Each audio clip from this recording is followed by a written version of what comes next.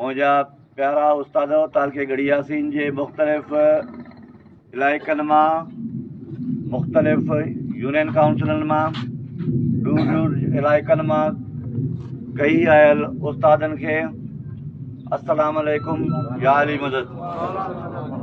जीअं त अॼु असां ही जेको एहतिजाजी जलसो कारियूं पटियूं ॿधी जुलूस कढियो आहे, इहो असांजे शहीद उस्ताद नसीराबाद जो शहीद उस्ताद हिदायतुल्ला लोहार साहब जे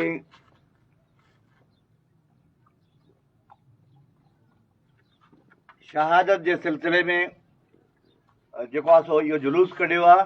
छाकाणि त 5-6 ॾींहं थिया आहिनि ॿिनि टिनि मोटरसाइकिल सवार दहशतगर्दनि साईं खे ड्यूटीअ जे फ़राइज़ अंजाम ॾियण लाइ रस्ते ते उन्हनि शहीद कयो आहे। पर रियासत जी इहा नाअहली जो बदतरीन सबूत आहे त उन उस्ताद जे कातिलनि ते अॼु ॾींहं ताईं शिनाख़्त जे बावजूदि न का FIR लार्ज थी आहे। मालिकनि जे उन जी नियाणियूं जेकी अॼु ॾींहं ताईं 6 ॾींहं थिया आहिनि, अॼु 7 ॾींहं आहे शायदि, उते मेन रोड ते कैंप हणी वेठियूं आहिनि, उन्हनि जो जी FIR पंहिंजे मर्ज़ी ते काटी नथी वञे। SSP ॻाल्हियुनि लाइ अची उन्हनि जी ॻाल्हि मञण लाइ तयारु कोन्हे को। रियासत जॾहिं पीउ माउ जे बराबरि आहे, रियासत जी इहा ज़िमेवारी आहे त हर शहरीअ खे पंहिंजे हक़ ऐं उन सां गॾु उन जो तहफ़ुज़ यकीनी बणाए। पर आम माण्हू त ठहियो, पर ही मुक़दस पेशे सां वाबिस्ता असांजो मोस्ट सीनियर उस्ताद शहीद मोहतरम हिदायतुल्ला लोहार साहब हिकिड़ो इंतिहाई महिनतकश उस्ताद हुयो जंहिंखे शहीद कयो वियो आहे। उन जे लाइ अॼु ॾींहं ताईं उनजो को बि अदालो करण लाइ न रियासत तयारु आहे, न पुलिस तयारु आहे, न इंतिज़ामिया तयारु आहे। उन जे लाइ असीं उन जे ख़िलाफ़ ई जलसो कयो आहे।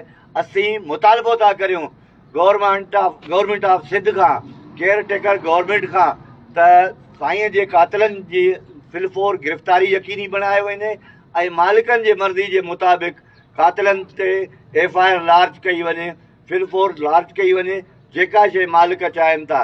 शायदि उन्हनि जा फोटेजिस बि अची थिया आहिनि, जेकी मोटरसाइकिल ते उन्हनि जा निकाह पोश आहिनि, उन्हनि जा फोटेजिस बि अची चुका आहिनि।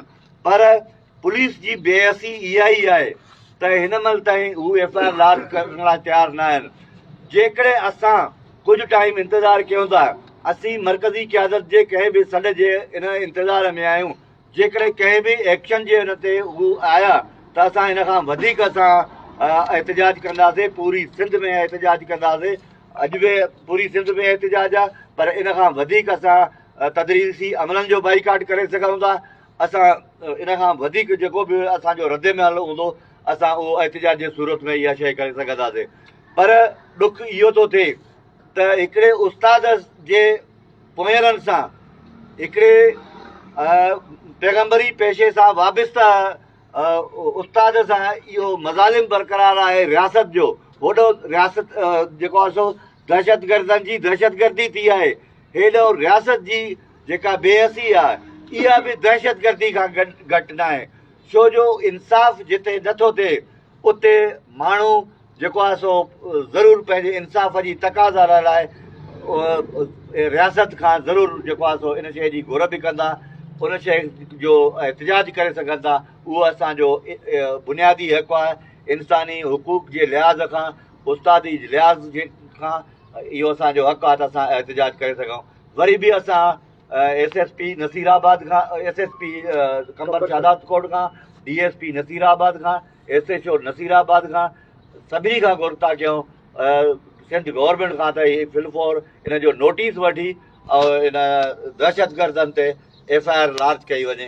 वॾी महिरबानी। तव्हां उस्तादनि जा लख तोरा, वॾियूं महिरबानियूं।